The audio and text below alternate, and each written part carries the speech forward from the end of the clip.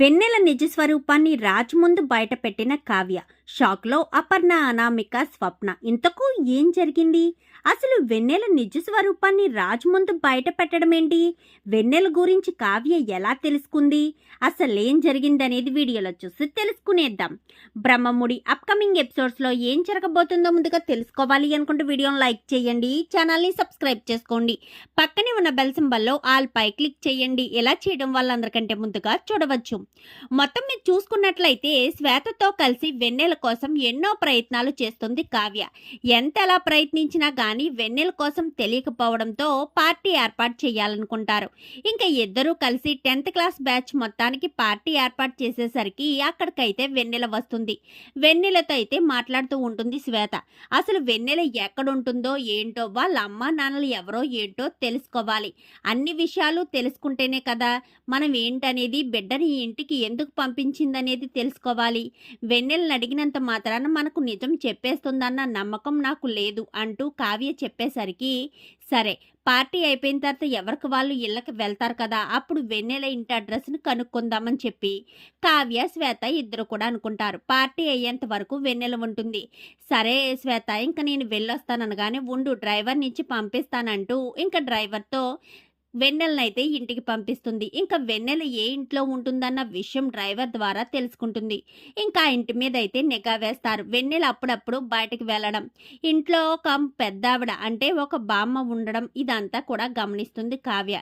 బామ్మగారు ఒక్కరే ఉన్నట్టున్నారు, బామ్మగారిని అడిగితే ఏదైనా సమాధానం దొరుకుతుందేమో అని చెప్పి ఇంకా కావ్య, శ్వేత అనుకుంటారు. ఒకరోజు లోపలికి వెళ్దాం అనుకున్న లోపే బామ్మగారు అయితే గుడికి వెళ్ళడానికి బయలుదేరతారు. ఇంకా అలా బయలుదేరిన బామ్మగారు గుడికి వెళ్ళి దర్శనం చేసుకుని వస్తూ ఉండగా ఇంకా కళ్ళు తిరిగేసరికి కావ్య అయితే పట్టుకుంటుంది. ఏంటి బామ్మగారు, మీరొక్కరే వచ్చారు? మీ మనవరాలు వెన్నెల ఉంది కదా అని చెప్పనగానే, నువ్వెవరమ్మా అని చెప్పనేసరికి, నేను రాజు వాళ్ళ వైఫ్ని, స్వరాజ్ గ్రూప్ ఆఫ్ కంపెనీస్ తెలుసు కదా అని చెప్పాను. కానీ ఎందుకు తెలియదమ్మా? ఆ బాబు నాకెందుకు తెలియదు? ఈ ముదనష్టపు దాని చేతిలో మోసపోయాడు కదా అని చెప్పనేసరికి, నాకు అర్థం కావట్లేదు బామ్మగారు, మీరు ఏం చెప్తున్నారో కొంచెం చెప్తారా? అసలు మీ మనవరాల దగ్గర కొడుకు ఉండాలి కదా, కొడుకు ఏమయ్యాడు అని చెప్పాను. కానీ ఏం చెప్పనమ్మా, ఆ బిడ్డను రాజ్బాబు చేతికి ఇచ్చేంత వరకు ఒక రకంగా నిలబడిందేంటి?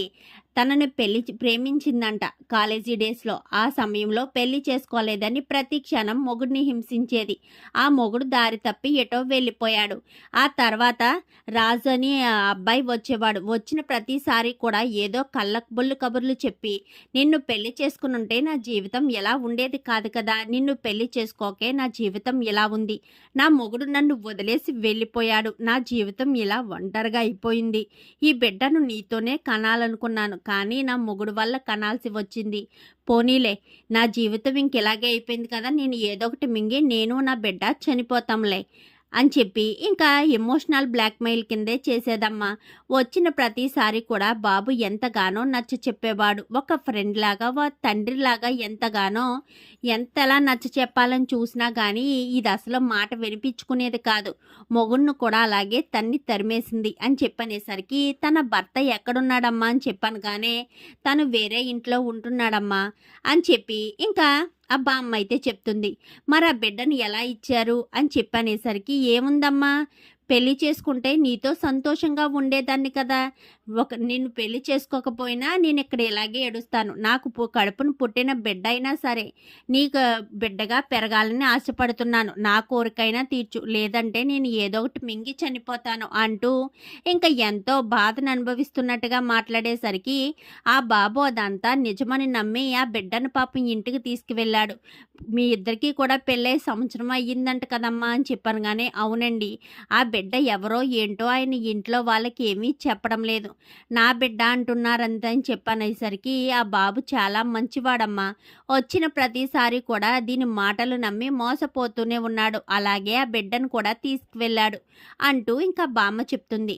అదే ఆ వెన్నెల భర్త ఎక్కడుంటారేంటో మీకేమైనా తెలుసా అని చెప్పనగానే, నాకు తెలియదమ్మా అని చెప్పనేసరికి, మరి ఏ ఏరియాలో ఉంటారో మీకు తెలుసా అనగానే, ఆ బాబు ఫోన్ నెంబరు ఇంట్లో క్యాలెండర్ మీద ఉందమ్మా, ఇంటికి తీసుకువెళ్తే బాబు ఫోన్ నెంబర్ అయితే ఇస్తానని చెప్పనేసరికి, ఇంకా వెన్నెల, శ్వేత బామ్మని తీసుకుని ఇంటికి వెళ్తారు.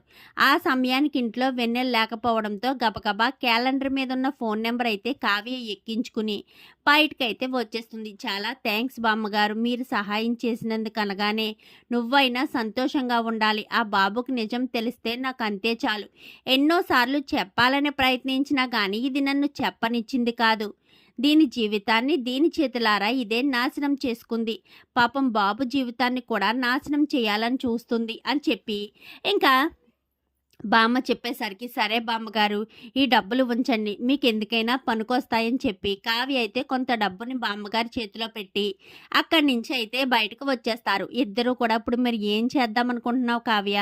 నిజంగా బామ్మగారు చెప్పినట్టు వెన్నెల భర్త దుర్మార్గుడు కాదంటావా, మంచి వ్యక్తి అంటావా అని చెప్పాను. కానీ ఏమో మరి నా భర్త బిడ్డను తీసుకొచ్చారు అంటే వెన్నెల ఇలాంటిదని మనం కూడా అనుకోలేదు కదా.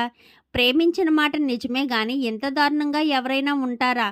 ఒకసారి వాళ్ళ ఆయన్ని కూడా కలిస్తే అసలు విషయం ఏంటో తెలుస్తుంది కదా అని చెప్పాను. కానీ సరే అని ఇంకా వెంటనే కావ్య అయితే వెన్నెల భర్తకు ఫోన్ చేస్తుంది.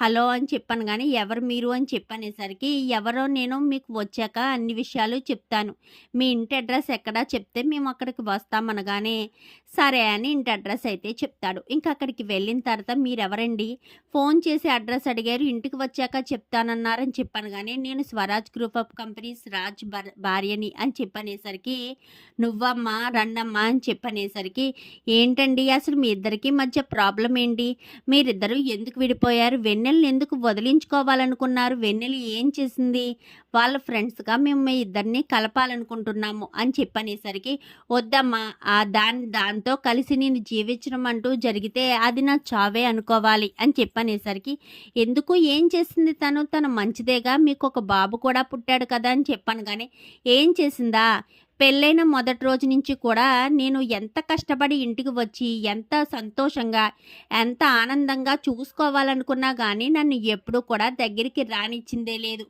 ఎప్పుడో ఒక్కొక్కసారి ఏదో అలా జరిగినప్పుడే ఆ కడుపు ఏదో వస్తే ఆ బిడ్డ పుట్టాడు. కానీ నాకు ఇప్పటికే అనుమానమే, ఆ బిడ్డ నా వల్ల పుట్టాడో లేక ఆ రాజు వల్ల పుట్టాడో అని చెప్పనేసరికి, ఏంటండి ఏంటి మీరు మాట్లాడేది, నా భర్త గురించి తప్పుగా మాట్లాడుతున్నారా అని చెప్పాను. కానీ నేను అనుమానం అని చెప్పానంతే తప్ప నీ భర్త తప్పు చేశాడని నేను చెప్పలేదు కదమ్మా.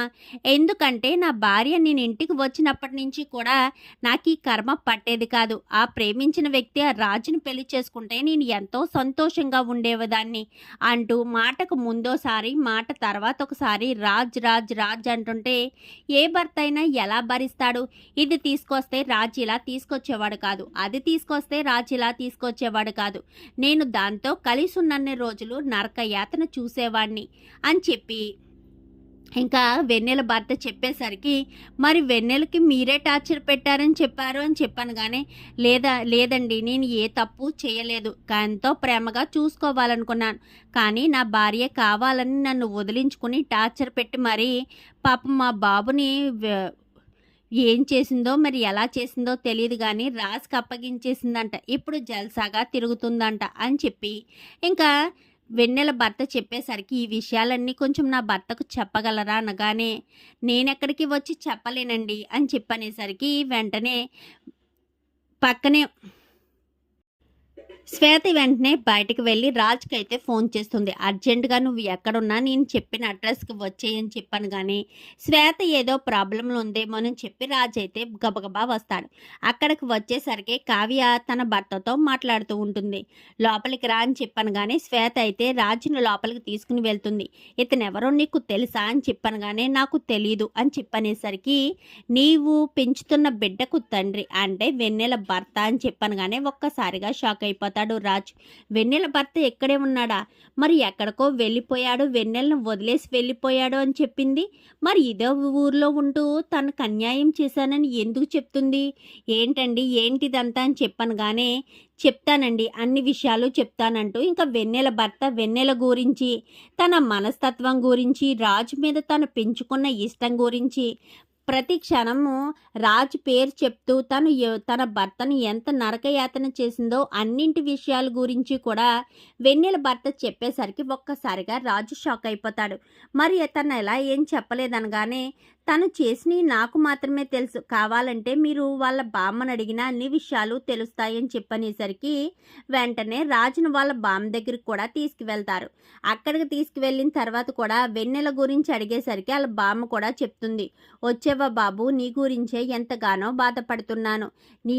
దాని మాటలు నమ్మి నువ్వెంతగానో మోసపోయావు. ఈ మాటలు నీకు ఎప్పుడో చెప్దామనుకున్నాను, కానీ నాకు ఎప్పుడూ చెప్పే అవకాశం రాలేదు. నేను చెప్తే నన్ను చంపేస్తుందని భయంతోటే చెప్పలేదంటూ ఇంకా వెన్నెల మనస్తత్వాన్ని, వెన్నెల నిజ స్వరూపాన్ని అయితే కావ్య రాజ్ ముందైతే బయట పెడుతుంది. మరి ఇప్పుడు రాజు ఎటువంటి నిర్ణయం తీసుకుంటాడు? వెన్నెల కొడుకుని వెన్నెలకే ఇచ్చేస్తానంటాడా, లేక ఈ విషయాన్నంతా కూడా అందరి ముందు బయట పెట్టి తను ఎటువంటి తప్పు చేయలేదని కావ్యం నిరూపిస్తుందా? అసలు ఏం జరగబోతుంది అనేది రాబోయే ఎపిసోడ్స్ లో చూసి తెలుసుకునేద్దాం. మా వీడియో నచ్చినట్లయితే వెంటనే లైక్ చేసి మా ఛానల్ ని సబ్స్క్రైబ్ చేసుకుని పక్కనే ఉన్న బెల్ సింబల్ లో ఆల్ పై క్లిక్ చేయండి. ఇలా చేయడం వల్ల అందరికంటే ముందుగా చూడవచ్చు.